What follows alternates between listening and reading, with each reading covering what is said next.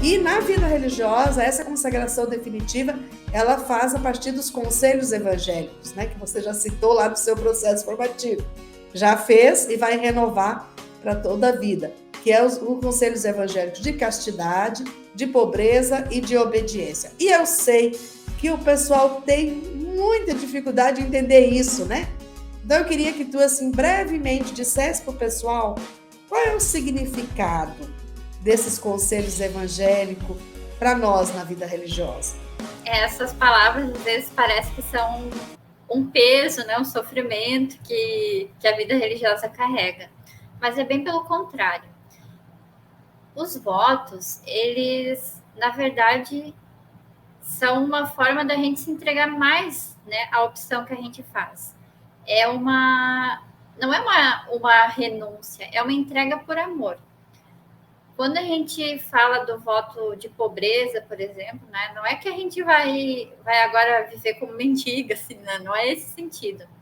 O voto de pobreza traz muito essa dimensão da gente se doar inteiramente à missão, né, de ter tudo em comum na comunidade, de colocar tudo que a gente tem, inclusive a nossa vida, a serviço das pessoas. Então, por isso que a gente faz esse voto de pobreza. Mas não é que se passe necessidade, né? Que às vezes se tem umas ideias muito de filme, de novela, uma coisa assim que para te ser religioso tu tem que sofrer, tu tem que ser uma pessoa que teve desgosto na vida, e não é nada disso, né? Para a gente ser religiosa, a gente tem que ser equilibrado, tem que ser pessoas que realmente queiram doar a vida. E esses votos, então, eles na verdade são uma forma de nós fazermos uma opção mais profunda, de uma entrega maior, né? Então, por isso que no voto da pobreza, como eu já disse, a gente coloca tudo que a gente tem em comum, né? É uma pobreza evangélica, né? Se doar, colocar aquilo que a gente tem a serviço. Então, por isso que a gente faz o voto de pobreza.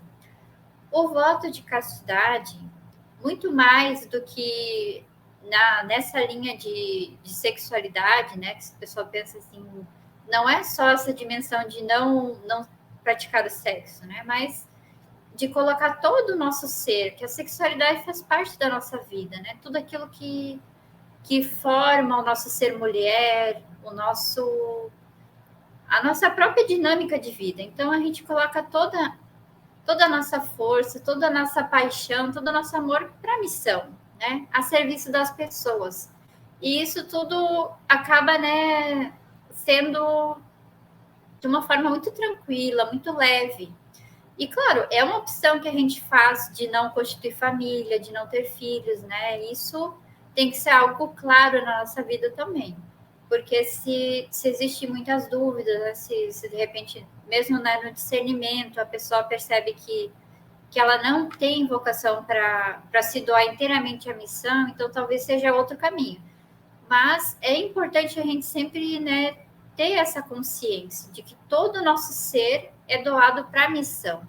Então, esse voto, ele se torna entregar o nosso ser por amor a tudo que a gente faz. Então, a sexualidade, ela não é um peso, ela está integrada no nosso ser. E tudo que a gente faz também vai revelando isso, né?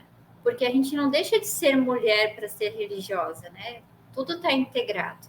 E quanto mais a gente se conhece e coloca todas essas dimensões a serviço, a gente percebe que é uma doação por amor. Assim como o voto de obediência, né? Não é uma obediência cega que a gente tem que fazer tudo o que os outros mandam. Não, é bem pelo contrário. A obediência é a obediência ao evangelho, a obediência à vontade de Deus, né? Que é o nosso carisma, né? O discernimento à vontade de Deus. E todos os processos que a gente faz como congregação são dialogados, são conversados. E a gente sabe que quando faz a opção pela vida religiosa, a gente também vai estar a serviço da congregação. Então, tudo que for necessário, que for para o bem da congregação, do reino de Deus, das pessoas, a gente sabe que é importante a gente dar o nosso sim, né? Mas é tudo dialogado. Não é uma obediência cega que diz, não, tu vai ser transferida para lá e acabou e não tem fim de papo, tem que obedecer. Algumas mandam, outras obedecem. Não, a dimensão da obediência é muito maior do que só essa... Uma coisa assim, se a gente pensar assim, seria muito medíocre.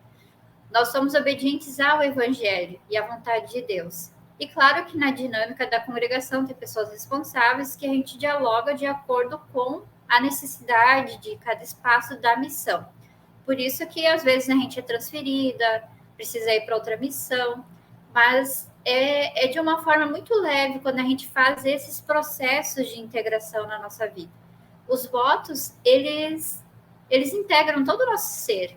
Nós doamos a nossa vida e eles fazem parte. Não é uma coisa assim que se torna um peso, que é uma coisa que a gente tem que pensar, eu sou obrigada a viver isso. Não, a gente vive isso na entrega livre. Então, é algo muito bonito e que nos faz mais doadas e, ao mesmo tempo, mais livres para servir o reino de Deus. Que lindo, Michele. Então, né? Os conselhos evangélicos de pobreza, castidade e obediência são caminhos evangélicos, são caminhos de liberdade para a gente viver um amor maior. O amor a Jesus, o centro da nossa vida, o amor ao reino, né? Ele supõe renúncia, com certeza.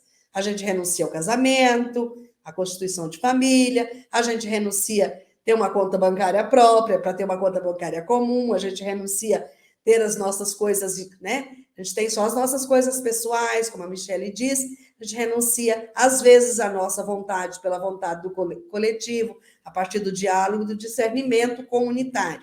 Mas fazemos isso com muito amor e na liberdade, né? Na liberdade do nosso ser. Então, são caminhos de liberdade para a gente fazer, cumprir mais fielmente a vontade de Deus e ser fiel à vocação que Deus nos chama.